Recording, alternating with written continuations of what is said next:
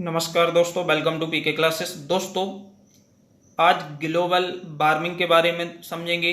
Global warming क्या है, क्या इसके कारण हैं, क्या प्रभाव पड़ता है और क्या इसके उपाय हैं। तो दोस्तों, दुनिया पे ग्लोबल वार्मिंग का जो खतरा मंडरा रहा है, यदि हम अभी नहीं जागे तो आने वाले समय में हम कल्पना नहीं कर सकते क्या होगा दुनिया का।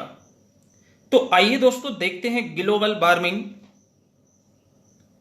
तो दोस्तों, सबसे पहले ग्लोबल वार्मिंग क्या है इसके बारे में जानेंगे। ग्लोबल वार्मिंग अधिकतर हमारे बच्चे जानते भी हैं, लेकिन जो नहीं जानते या जिनको क्लियर नहीं है उनके लिए ग्लोबल वार्मिंग जो है, जो हमारा वायुमंडल है, पृथ्वी है, इस पर लगातार बढ़ रहे तापमान को ही ग्लोबल वार्मिंग कहते हैं।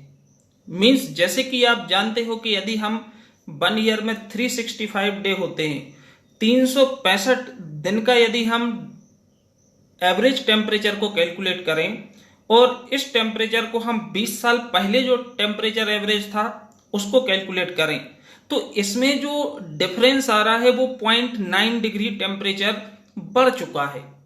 या मीन्स डिफरेंट ईयर्स का हम यदि कैलकुलेशन करते हैं और कैलकुलेशन करने के बाद यदि हम नॉर्मल टेम्परेचर की भी बात करते हैं कि एवरेज जो तापमान है, जो हमारे वायुमंडल का तापमान है, यदि इसमें 0.9 डिग्री या 1 डिग्री की वृद्धि हुई है तो ये हमारी किस कारण हुई? ग्लोबल वार्मिंग के कारण हुई। तो वायुमंडल के तापमान में जो लगातार हो रही विश्वव्यापी वृद्धि है, इसको हम क्या कहते हैं? ग्लोबल वार्मिंग कहते हैं। This is due to human activity. इसके जो कारण है, किस कारण से होती है? Due to human activity and other pollutant like carbon dioxide, chlorofluorocarbons, greenhouse gases etcetera. Means बहुत सारे रीजन्स होते हैं, कारण होते हैं जिनके कारण जो हमारा वायुमंडल का तापमान है वो धीरे धीरे क्या हो रहा है? बढ़ रहा है। यदि हम 100 साल पहले की बात करें और अभी की बात करें तो टेम्परेचर काफी बढ़ चुका है, जो कि मानव जीवन के लिए बहुत ही बड़ा खतरा है। तो ये क्या कारण हैं और क्या इसके प्रभाव हैं, ये हम सभी को वक्त रहते समझना बहुत ही जरूरी है। अदरवाइज आज यदि हम सतर्क नहीं होते हैं तो आने वाली पीढ़ियां पता नहीं क्या होने वाला है। तो आइए देखते हैं इसके कारण, काज ऑफ ग्लोबल वार्मिंग। तो दोस्तों, जो भी छात्र पीके क्लासेस में फर्स्ट टाइम है, जो अभी भी चैनल को सब्सक्राइब नहीं किए हैं, वह चैनल को सब्सक्राइब करें एंड वीडियो को लाइक करें, जिससे आने वाला लेटेस्ट वीडियो आपको समय से मिल सके। तो ग्लोबल वार्मिंग के जो कारण हैं, किन किन कारणों से होता है, इसमें हमारा यदि मैन मेड कास्ट की बात करें तो मैन मेड कास्ट में हमारा ट्रांसपोर्ट्स एंड व्हीकल्स, ये भी एक काफी बड़ा रोल अदा करते हैं, जिसके कारण ग्लोबल वार्मिंग है जो कि हो रही है, टेम्परेचर बढ़ रहा है। तो ट्रांसपोर्ट एंड व्हीकल्स हम देखते हैं कि आज से यदि हम 50 साल पहले बात करेंगे तो हमारे यहाँ पे बहुत कम व्हीकल्स थी, लेकिन लास्ट 50 ईयर्स में इतनी व्हीकल्स बढ़ गई हैं कि आप काउंट नहीं कर सकते कि कितने करोड़ व्हीकल्स हैं जो कि लास्ट 50 ईयर्स में बढ़ चुकी हैं। हम एक इंडिया की ही बात करें तो यहाँ पे ही इतनी सारी व्हीकल्स हैं, ऑटोमोबाइल सेक्टर है जो कि इतना एक्सपांड हो गया कि आज हर घर में 3-3 4-4 गाड़ियां हैं। 50 साल पहले लिमिटेड गाड़ी होती थी, लेकिन आज के समय में जितना व्हीकल्स हैं, बाइक्स हैं, कार्स हैं, ये बहुत ज्यादा संख्या होगी। हर पर्सन अपना एक इंडिविजुअल रखे हुए, पर्सनल रखे हुए गाड़ी। तो इससे जो एमिशंस होते हैं, एग्जॉस्ट एमिशंस होते हैं, जिसके अंदर हमारी कार्बन मोनोऑक्साइड होती है, सल्फर डाइऑक्साइड होती है, कार्बन डाइऑक्साइड होती है, ये जो गैसेस हमारे वायुमंडल में रिलीज होती हैं, जिसके कारण ग्लोबल वार्मिंग पे इसका प्रभाव पड़ता है। और ग्लोबल वार्मिंग का जो टेम्परेचर है हमारे वायुमंडल का धीरे धीरे इंक्रीज हो रहा है। डिफॉरेस्टेशन, डिफॉरेस्टेशन मीन्स हम जैसे कि जानते हैं कि जो हमारा जंगलों का कटाव, प्लांट्स, पौधे, क्योंकि हम जानते हैं जो प्लांट्स होते हैं वही हमको ऑक्सीजन देते हैं और कार्बन डाइऑक्साइड को क्या करते हैं, अवशोषित करते हैं, एब्जॉर्ब करते हैं। लेकिन धीरे धीरे हम देख रहे हैं कि जैसे पॉपुलेशन बढ़ रही है तो पॉपुलेशन बढ़ेगी तो भाई कहीं तो रहेगी,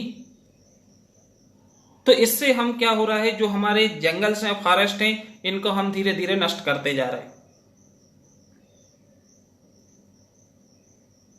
तो जो ऑक्सीजन उत्सर्जित कर रहे हैं, ऑक्सीजन को रिलीज कर रहे हैं और कार्बन डाइऑक्साइड को एब्जॉर्ब कर रहे हैं, यदि वही नहीं रहेंगे तो कार्बन डाइऑक्साइड तो बढ़ेगी। तो कार्बन डाइऑक्साइड बढ़ेगी तो ग्लोबल वार्मिंग मीन्स वायुमंडल का अल्टीमेटली टेम्परेचर हमारा क्या होगा, इंक्रीज होगा। तो ये भी एक हमारा रीजन है ग्लोबल वार्मिंग का काज से। ऑयल एंड गैसेस, हम जानते हैं कि जो हमारे व्हीकल्स हैं, इंडस्ट्रीज हैं, इन सब जगहों पे क्या होता है, जो फ्यूल होता है हमारा ऑयल एंड गैसेस फ्यूल है, मोस्टली उपयोग किया जाता है। तो ऑयल एंड गैसेस जब बर्न होता है तो इससे जो कार्बन डाइऑक्साइड रिलीज होती है वायुमंडल में, ये भी हमारी रिस्पॉन्सिबल है किसके लिए, ग्लोबल वार्मिंग के लिए। एग्रीकल्चर,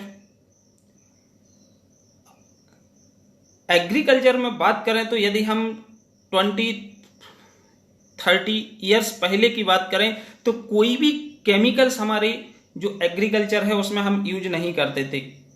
कोई भी ग्रेन्स को यदि हम उगाते हैं, चाहे आपका गेहूं हो, चना हो, मसूर हो, दाल हो, तिलहन हो, कोई भी हम अनाज जब पैदा करते थे तो हमारे खेत में कोई भी कीटनाशक या छिड़काव नहीं होता था, जरूरत ही नहीं पड़ती थी।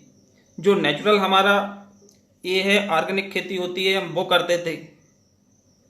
लेकिन आजकल इतने सारे केमिकल्स आने लगे हैं, कीटनाशक केमिकल्स आने लगे हैं, जो कि आपका कोई भी क्रॉप्स, कोई भी फसल बिना कीटनाशक छिड़काव के होती नहीं है।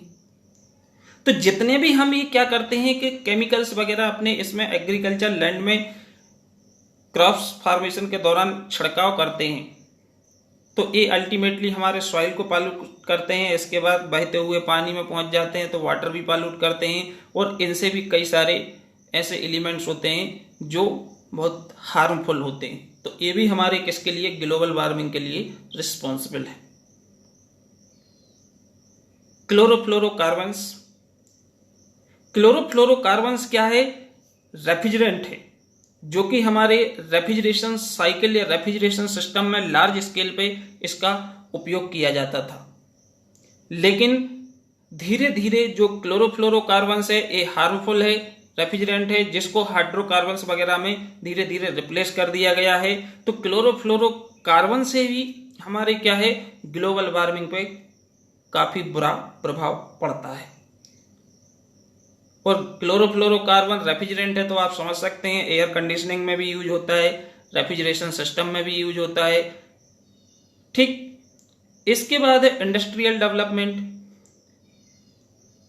तो हम देखेंगे जो इंडस्ट्रियल डेवलपमेंट की बात यदि यहाँ पे करते हैं तो इंडस्ट्रियल डेवलपमेंट में हम ईयर बाय ईयर सैकड़ों इंडस्ट्री इस्टेब्लिश्ड हो रही हैं, और इंडस्ट्री इस्टेब्लिश में हो रही हैं तो इससे कुछ फायदे हैं तो नुकसान भी कम नहीं है भाई। कोई भी इंडस्ट्री आपकी आएगी तो लोगों को रोजगार मिलेगा, लेकिन जब इंडस्ट्री में कोई भी काम होगा तो वहां पे आपकी इंडस्ट्री में आप जानते हैं कि वर्किंग फ्यूल आप कोल यूज करोगे, गैस यूज करोगे, पेट्रोल डीजल यूज करोगे, तो इससे पॉल्यूशन कितना होगा, कितने लार्ज अमाउंट में हमारी जो कार्बन डाइऑक्साइड हम रिलीज करेंगे। तो इंडस्ट्रियल डेवलपमेंट जो है इसके कारण भी हमारा जो ग्लोबल वार्मिंग है उस पर काफी बुरा प्रभाव पड़ता है। अब बात करें green house gases. Green house gases भी आप जानते हैं, ग्रीन हाउस गैसेस से हमारी सन है वहां से रेडिएशन आता है, फिर रिफ्लेक्ट होके जाता है, और एटमॉस्फेयर में जो हमारे प्लैनेट्स वगैरह हैं वो काफी समय लॉन्ग टाइम तक क्या होते हैं, गर्म बने रहते हैं, हीट होती हैं। तो ये सारी चीजें मिलके हमारी क्या होती हैं, जो वायुमंडल का तापमान बढ़ रहा है तो उसको बढ़ाने में अहम रोल अदा करते हैं। ये सारे जो कास्ट हैं, these cause are responsible for global warming. Okay, now effects of global warming. Global warming के इफेक्ट्स की बात करेंगे तो इफेक्ट्स में क्लाइमेट चेंज। आप देखते हैं जो हमारा वेदर है, क्लाइमेट है, ये समझ में ही नहीं आता कि हो क्या रहा है। कहीं बारिश हो रही, कहीं धूप निकली। अभी बारिश का समय नहीं है लेकिन अभी बारिश हो रही। तो इन सब किसका प्रभाव है? ग्लोबल वार्मिंग का ही प्रभाव है। अभी बारिश का टाइम नहीं है। आप देख रहे हैं कि आपके जितने भी एग्रीकल्चर फार्मर्स होते हैं उनकी फसलें पूरी नष्ट हो चुकी हैं, क्योंकि जो उधड़ बोए थे, उड़दा जिसको बोलते हैं, वो सड़ चुके हैं, क्योंकि कटाई का समय चल रहा है पिछले 10 दिन से, 15 दिन से। लेकिन अभी भी बारिश हो रही है। कहीं बारिश हो रही है, कहीं बारिश ही नहीं हो रही है, कहीं सूखा पड़ा हुआ है। तो ये सब किस कारण से? ये सब हमारा क्लाइमेट चेंज के कारण से ही होता है दोस्तों। इसके बाद राइज इन टेम्परेचर, जो वायुमंडल का तापमान बढ़ रहा है, इस तापमान के बढ़ने से भी हमारा जो पूरा इकोसिस्टम होता है वो गड़बड़ाता है। डिस्ट्रक्शन ऑफ इकोसिस्टम मीन्स हमारे वायुमंडल में कई प्रकार के जीव जंतु, एनिमल्स, प्लांट्स, सभी का आज हम प्लांट्स लगा रहे हैं, उसकी ग्रोथ ही नहीं हो रही। कुछ जीव जंतु हमारे इस तरह के भी होते हैं कि जिनका टेम्परेचर बढ़ने से वो नष्ट ही हो जाते हैं, क्योंकि उनकी रहने की जो रजिस्ट करने की बॉडी की क्षमता होती है वो एक पर्टिकुलर टेम्परेचर रेंज तक होती है। हमारे प्लांट्स जो कि नेचुरली ग्रोथ होना चाहिए वो नहीं हो रही है। आजकल हम देखते हैं तो इसमें बहुत सारे हमारे जो इकोसिस्टम है वो बहुत सारी चीजें नष्ट होती जा रही हैं। तो ये प्रभाव किसका है? ग्लोबल वार्मिंग का ही तो प्रभाव है। पहले हम देखते थे जब भी कोई गाय भैंस मर जाती थी तो उसको हम बाहर फेंक देते तो बहुत बड़े बड़े गीदड़्स आते थे, वो गिद्ध जो होते थे वो उसको खाते थे मांस को। लेकिन आजकल गिद्ध बचे ही नहीं, चीते हम बाहर से ला रहे हैं। कई ऐसे हमारे जीव जंतु हैं जिनकी प्रजातियां ही खत्म हो गई। ये सब किसके कारण? ग्लोबल वार्मिंग के कारण। मोर हेल्थ रिस्क, आजकल हम देख रहे हैं 25 साल में भी हार्ट अटैक आ रहा है, कोई रूटीन ही नहीं है। तो हेल्थ पे भी इसका काफी गंभीर प्रभाव पड़ता है। Melting glacier and warming ocean, glacier का मेल्ट होना, पिघलना, ओशन गर्म होना, समुद्र में अचानक से तेज लहरें उठने लगना, ये जितना भी इम्पैक्ट है, प्रभाव है, ये सब हमारी ग्लोबल वार्मिंग या वायुमंडल के तापमान बढ़ने से है। तो दोस्तों, यदि हम अभी सतर्क नहीं हुए तो आगे की हम सोच नहीं सकते क्या होगा। तो दोस्तों, वीडियो पसंद आया तो चैनल को जरूर सब्सक्राइब करें एंड वीडियो को लाइक करें। Thank you.